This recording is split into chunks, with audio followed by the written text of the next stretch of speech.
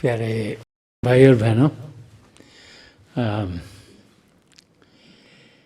आज जबकि हम सब यहाँ शिकागो एरिया में इकट्ठे हो रहे हैं तो एक ऐसा समय है जबकि सर्दी आस्ते आस्ते कम हो रही है और बसंत ऋतु हम सबके सामने खुलनी शुरू हो रही है।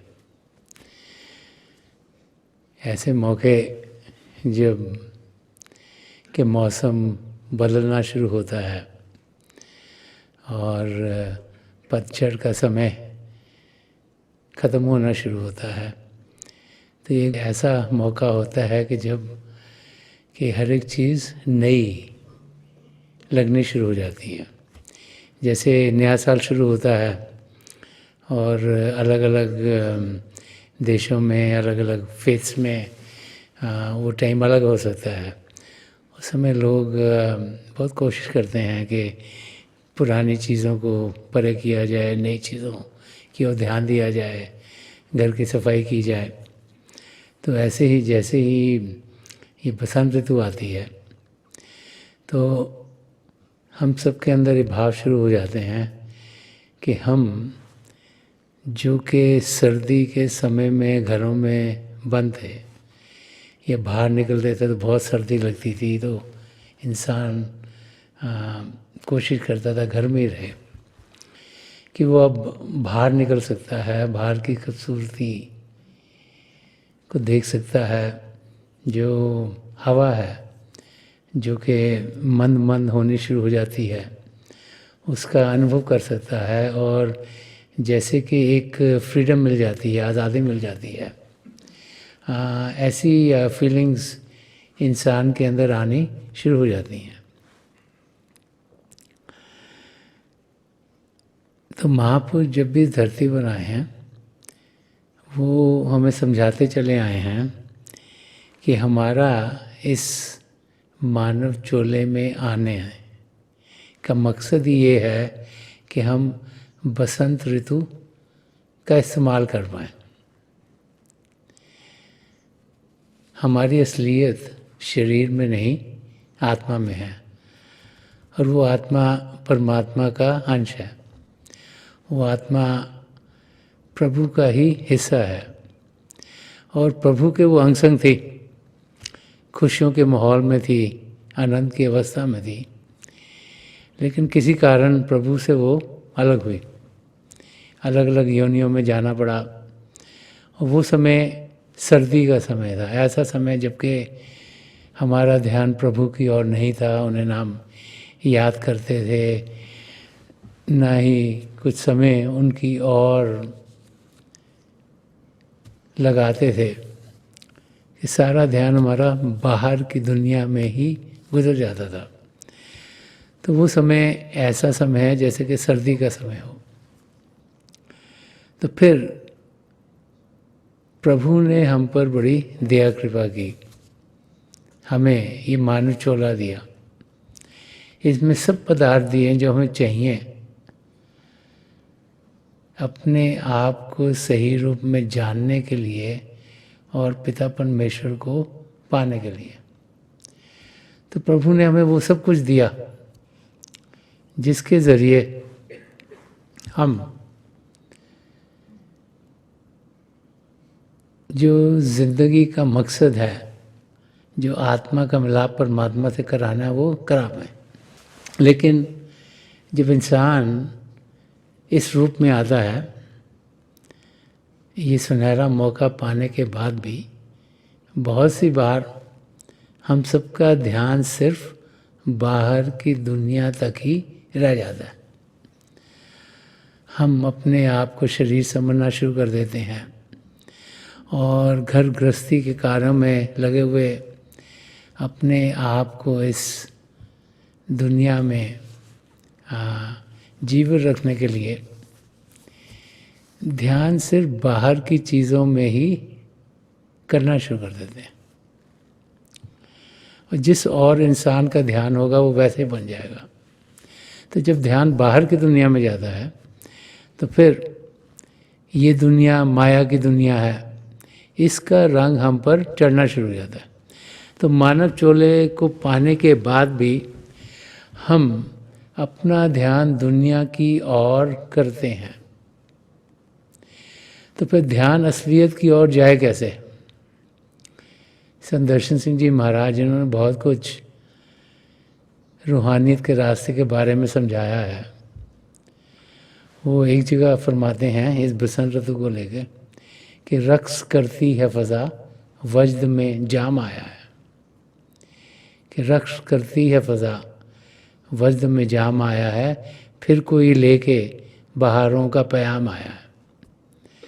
तो संत दर्शन सिंह जी महाराज हमें समझा रहे हैं कि जो हवा है वो मन मंद होनी शुरू हो गई, जो एटमॉस्फेयर है वो नाचना शुरू हो गया कि अब बसंत ऋतु आ गई है, सर्दी ख़त्म हुई, ठंडक जा रही है, मौसम गर्माइश की ओर हो रहा है।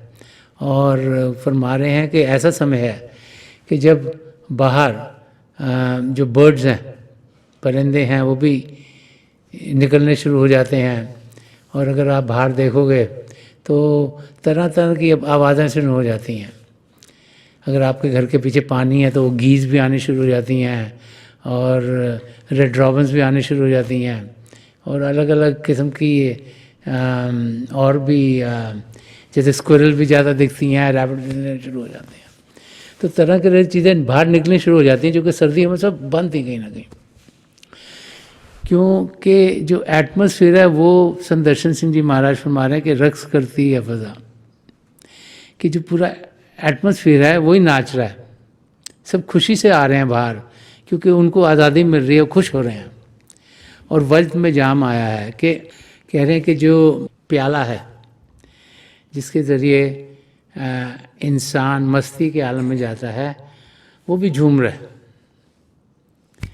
किस लिए झूम रहा है वो अगले लाइन में बताते हैं कि फिर कोई लेके बहारों का प्याम आया है, कि कोई हमारी ज़िंदगी में आया, किसी ने हमें जो असलियत है उसका जो मैसेज है वो हमें दिया, कि फिर कोई लेके बहारों का प्याम है, कि जो हमें समझा सके कि हमारा ध्यान जो बाहर की दुनिया में है उसके आगे भी हम कुछ कर सकते हैं, कि ये नहीं कि सब कुछ हमने वही करना है जो कि हम आँखों से देखते हैं, कानों से सुनते हैं, नाक से सूंघते हैं, ज़बान से चखते हैं, या स्पर्श की इंद्रिय जो है,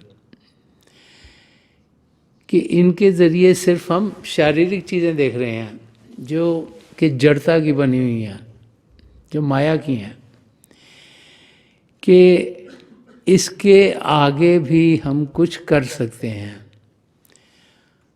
क्या कर सकते हैं? कि हम अपनी आत्मा को पहचान सकते हैं, आत्मा को खुराक दे सकते हैं, आत्मा को ताकतवर कर सकते हैं, ताकि आत्मा जो कि अंदर के मंडलों में उड़ान कर सकती है वो सिर्फ इस शरीर के अंदर जकड़ी ना रहे, कि उसको भी आज़ादी मिले और वो अंदर के मंडलों में जा पाए। तो संत दर्शन सिंह जी महाराज हमें समझा रहे हैं कि वो लोग खुशकिस्मत हैं जिनकी ज़िंदगी में इस किस्म का प्याम, इस किस्म का मैसेज कोई लेके आता। तो कौन लेके आता? कोई संत महापुरुष जब हमारी ज़िंदगी में आते हैं तो हमें बार बार समझाते हैं कि हम अपना ध्यान शरीर की ओर नहीं, आत्मा की ओर करें, हिस्से की ओर देखें। तो जब जब महापुरुष धरती पर आए हैं, बार बार वो यही समझाते चले आए हैं कि प्रभु कण कण में समाये हुए हैं, हमें अपने नज़रिए को बदलना है। एक वाक़या जो इसे दर्शाता है वो ये है कि एक आदमी था, उसको बड़ा लगता था कि मेरे घर में पिता परमेश्वर आए।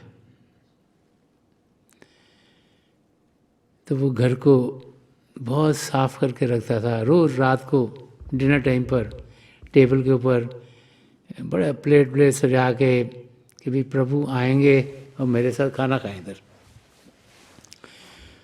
तो तो 1 दिन हो गए, 2 दिन हो गए, महीना हो गया, 2 महीने हो गए, टाइम निकल गया। रोज़ उसकी यही ख्वाहिश होती थी कि पिता परमेश्वर आए, प्रभु आए और मेरे घर में आए और मेरे साथ खाना खाएं। और बड़ा हर रोज़ सजा के रखता था कि शायद आज आ जाएंगे, शायद आ जाएंगे।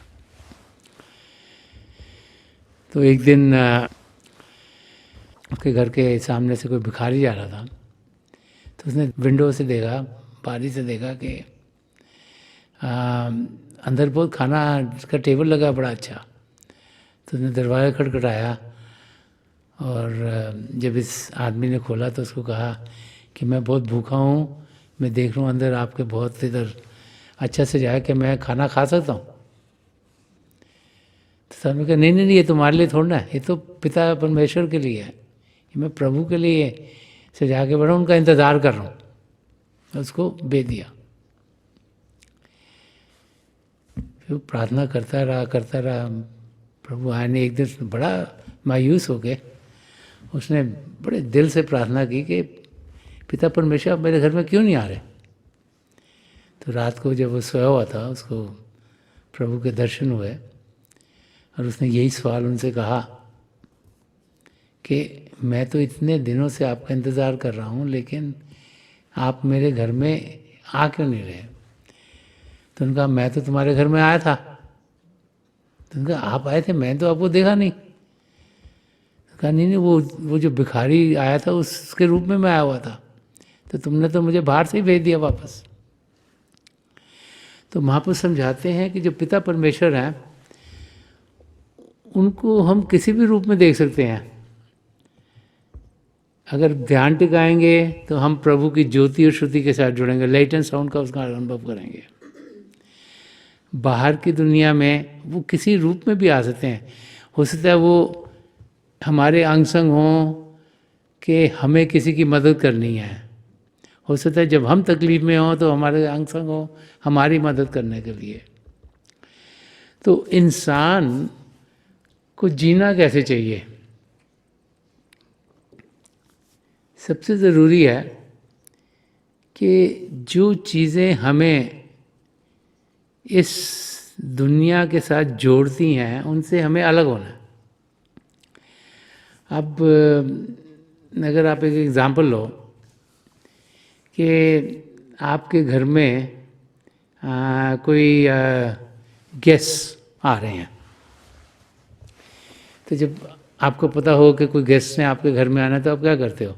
घर को साफ़ करते हो, अच्छी तरह से चीज़ें नई नई निकालते हो, बाहर से जाते हो औरों को दिखाने के लिए, हमारे पास ये देखो ये कितनी अच्छी सुराई पड़ी है, ये कितनी अच्छी फोटोग्राफ है, ये कितना अच्छा ये है। तो इंसान से जाता है अपने घर को अच्छी तरीके से कि कोई जो बंदा आ रहा है उसको लगे कि हाँ जी हम खाते पीते घर में, हमारे पास बहुत कुछ है। किस लिए? हम उनको दिखाना चाहते हैं हाँ भी हम भी कुछ हैं। तो हम चीज़ें निकालते हैं और सजाते हैं उनको। अब जब हम पिता परमेश्वर को बुला रहे हैं अपने घर में, तो प्रभु को तो इन चीज़ों का कोई फ़र्क नहीं पड़ता ना, उनको तो कोई लगाव नहीं इनसे, तो उनके लिए क्या करना चाहिए?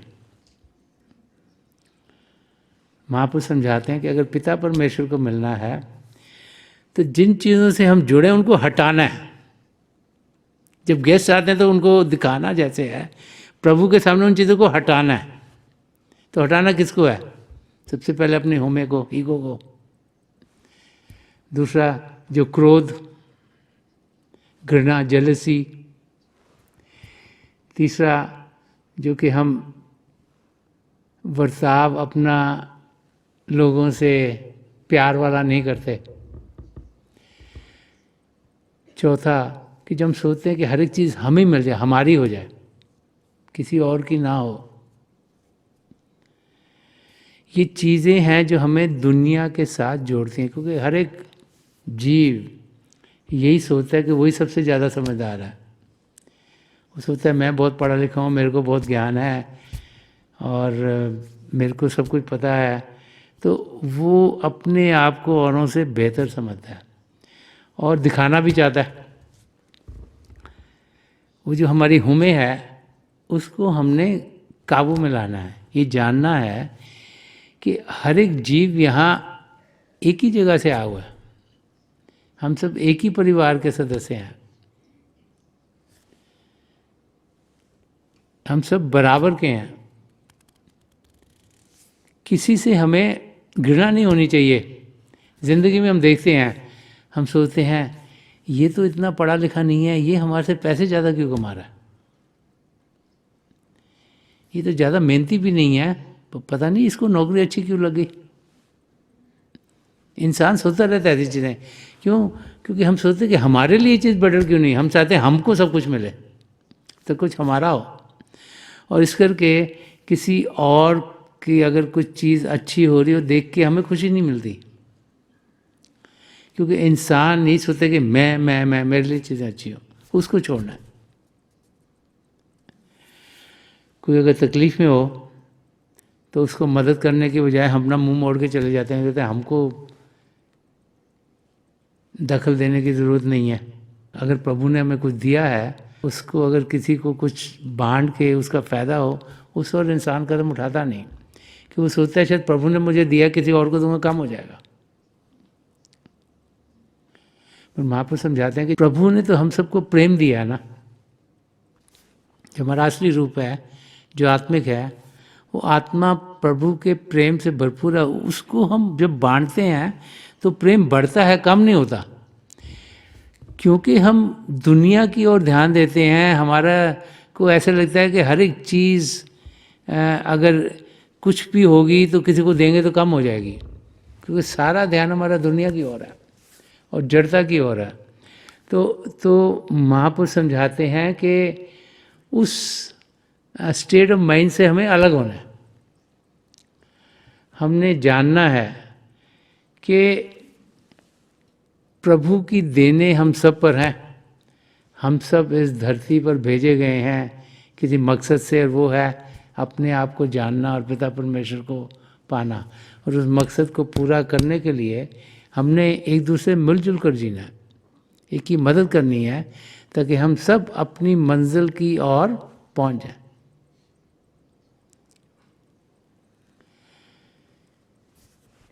किसी की मदद करना, किसी की सेवा करना, निष्काम सेवा भाव से, ये नहीं कि किसी की मदद करना कि हम मदद कर रहे हैं, कल को ये भी हमारी मदद करें। इस किस्म की ज़िंदगी महापुरुष हमें समझाते हैं हमें जीनी चाहिए। तब पतझड़ दूर होगा और हमारी ज़िंदगी में बसंत ऋतु ही हर समय रहेगी। अंदर की दुनिया, जो रूहानी दुनिया है, वो प्रभु के प्रेम से भरपूर है। उस दुनिया में सुख चैन है, खुशियाँ खुशियाँ हैं, आनंद ही आनंद है। और उसका अनुभव हम सब हर समय कहीं भी रहें तो कर सकते हैं। इसीलिए बार बार समझाया जाता है कि ध्यान गैरों से उठा उसके बिठाने के लिए, कि बाहर की दुनिया से ध्यान हटाएं और प्रभु की ओर ध्यान करें। पिता परमेश्वर हमसे दूर नहीं, हम सबके भीतर हैं। ज़्यादातर हम यही सोचते हैं कि जो भी हमारा फेथ है, रिलीजन है, उसकी जब जगह पर जाएंगे तभी जाके हमें पिता परमेश्वर मिलेंगे। लेकिन हम भूल जाते हैं कि प्रभु हमारे अंग संग हैं, हम हर पल हर क्षण उनका अनुभव कर सकते हैं। सिर्फ हमें ध्यान उनकी ओर करना है। और वो जीव जो प्रभु की ओर ध्यान कर पाते हैं, वो अपनी मंजिल की ओर तेज़ी से बढ़ जाते हैं। ये ज़िंदगी अपने आप को सही रूप में जानने के लिए और पिता परमेश्वर को पाने के लिए हमें मिली है। हम जो कि 84 लाख जिया जून में भड़क रहे थे, प्रभु ने बड़ी दया कृपा की, हमें ये मानव चोला दिया। और फिर वो भाई बहन खुशकिस्मत हैं जिनकी ज़िंदगी में किसी पूर्ण महापुरुष की नज़र कर्म हुई, उन्होंने अपनी तवज्जो ने दी, उन्हें नाम की दान दी और समझाया कि किस किस्म की ज़िंदगी जीनी चाहिए। ऐसी ज़िंदगी जो सद्गुणों से भरपूर हो, और फिर किस किस्म के हमने कदम उठाने हैं ताकि हम अपनी मंजिल को पालें, कि सद्गुण हमारी ज़िंदगी में हों और हम भजन अभ्यास करें, प्रभु के शब्द के साथ जुड़ें, तब हम अपनी मंजिल को ज़रूर पा लेंगे।